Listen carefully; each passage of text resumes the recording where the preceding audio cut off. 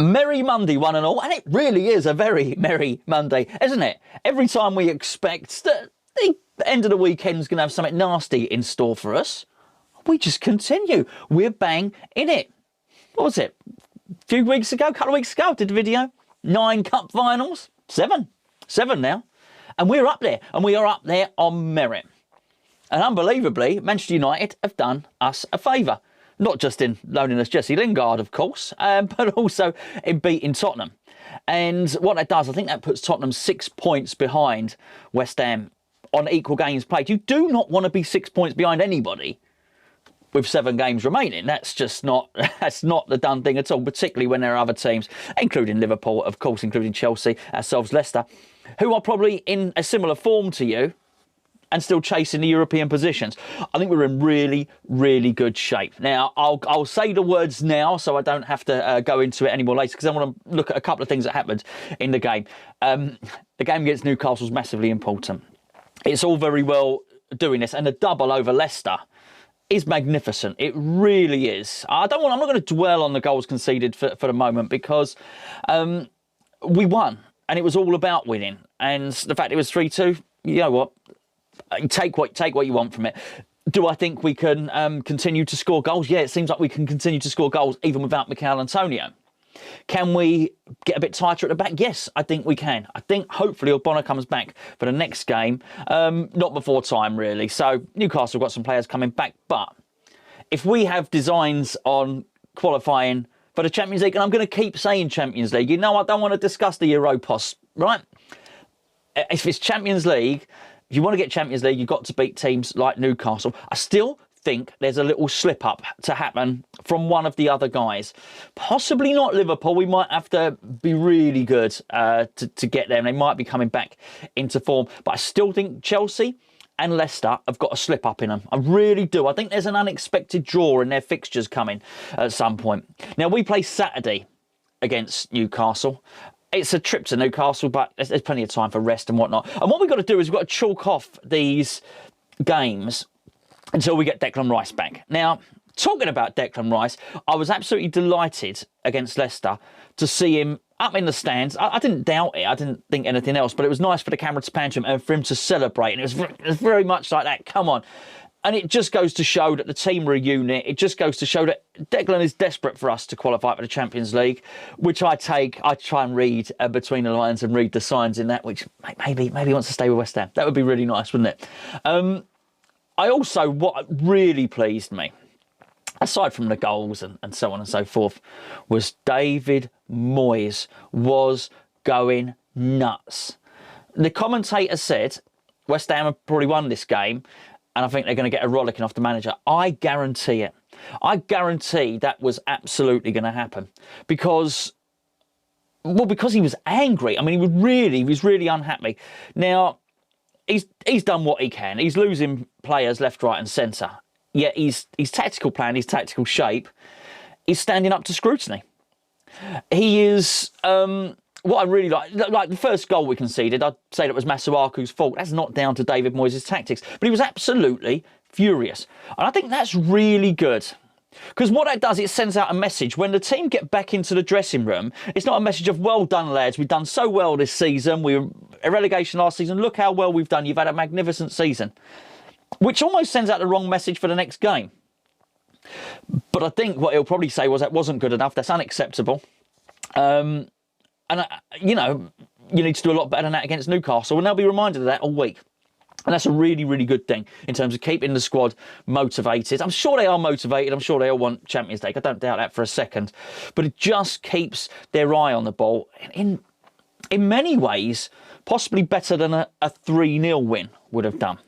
We're getting the points, but it's so close that we can't rest on our laurels. We just can't do so. Now, looking at the game itself, and we had the first half, second half thing. And I don't think it's general overall fitness. I just think, and I don't even think we're necessarily trying to back off and sit back all the time.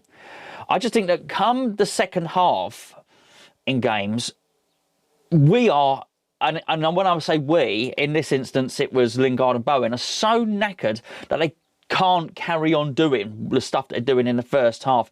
And this really is a feature of having a very small squad, really, because if you had other players, if you had players you trusted, let's use the striker, for example. If it was Antonio up front, and we had another striker, then Antonio runs himself ragged for 60 minutes. You bring the other striker on, and Lingard's having to do less work, or Bowen's on the bench and Bowen comes on. You can introduce fresh legs that will carry the game to the opposition, and we're not doing it. I don't really think it's tactical. I really don't.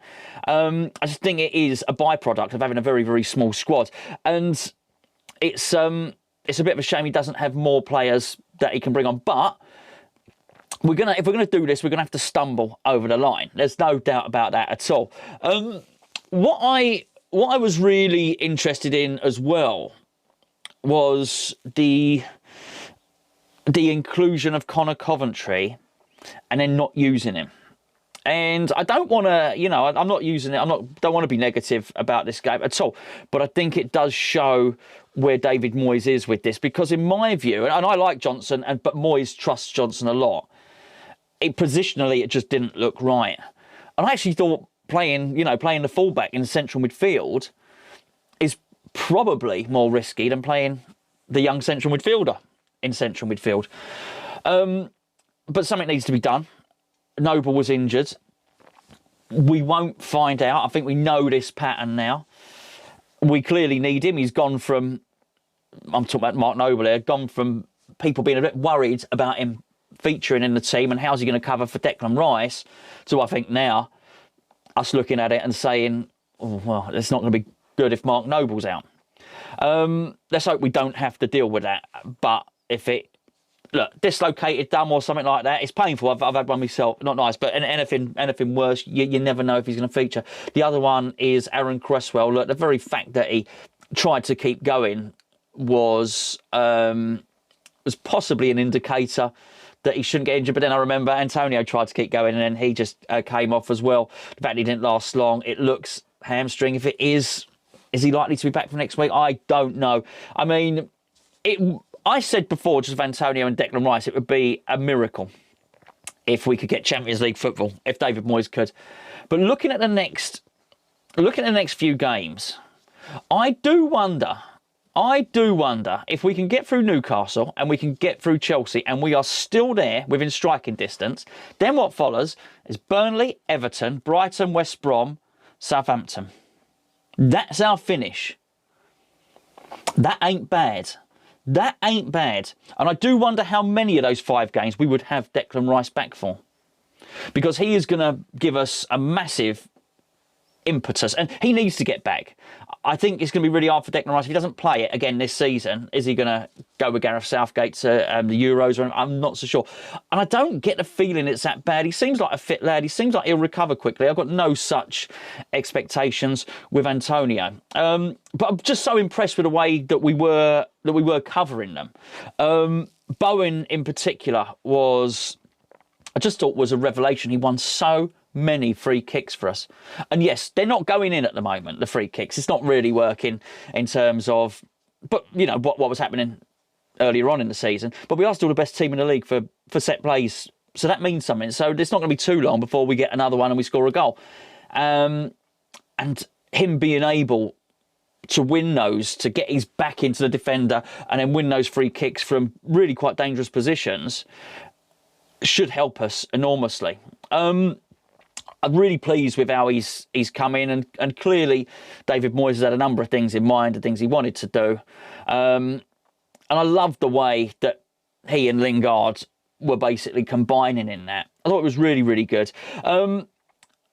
Also, Cresswell, well, do you know what? We'll deal with that. We'll wait and see what happens with that. There'll be more news in the next 2 or 3 days. But Lingard is sensational. I mean, how many more times we're going to say it? His value is going up, understandably. And I don't particularly want to talk too much about him and Declan Rice and Man United and all the rest of it at this stage, because I do think we're going to see, between now and even the next video, there'll be a whole load of new stories to react to on there. But what I will say is something I've reiterated and said, for a little while now, that we are dealing with one of the best players in the Premier League here. He absolutely is.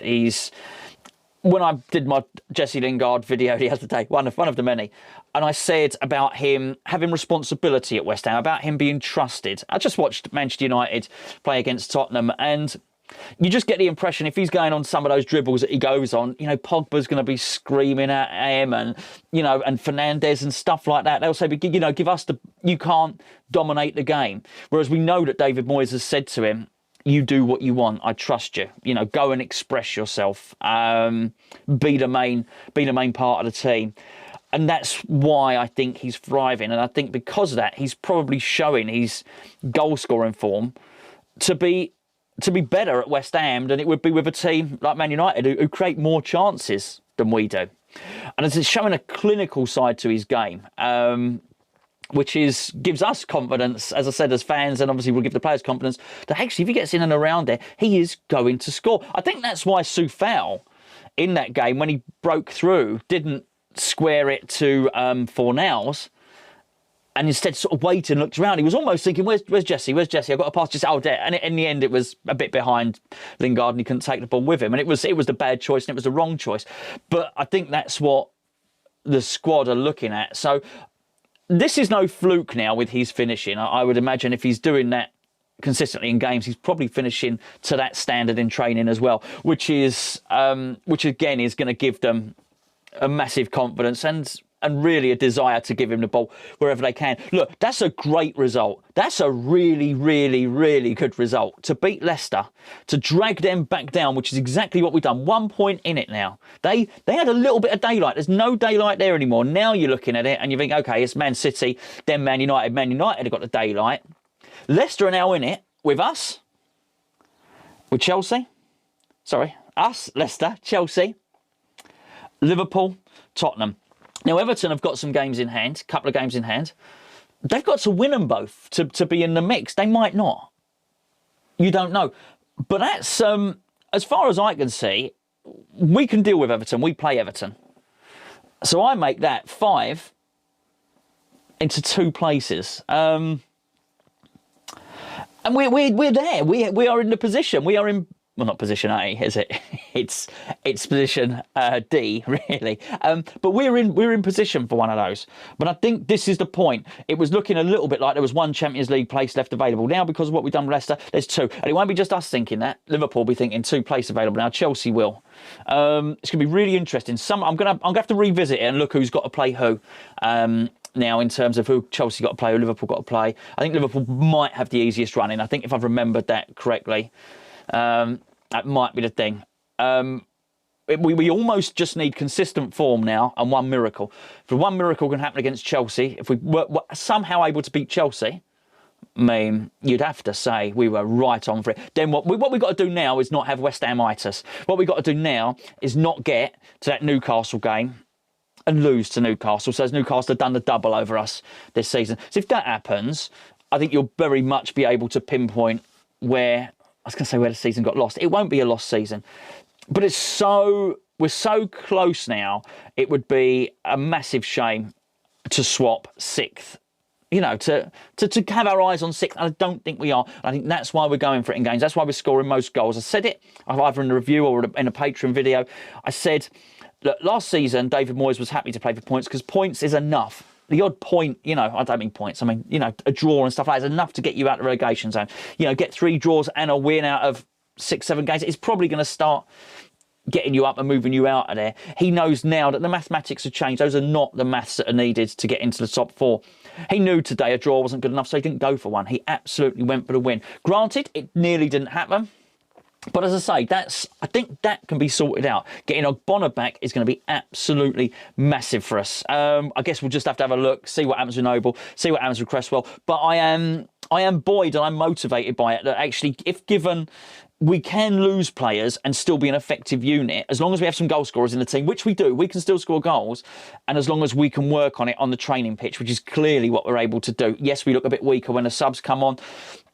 We've got a small squad. There's nothing we can do about it now. We just got to almost stumble over the line. But that was a great result. Great result. We're still in it. 7 games to go. We're in 4th. The dream is still on.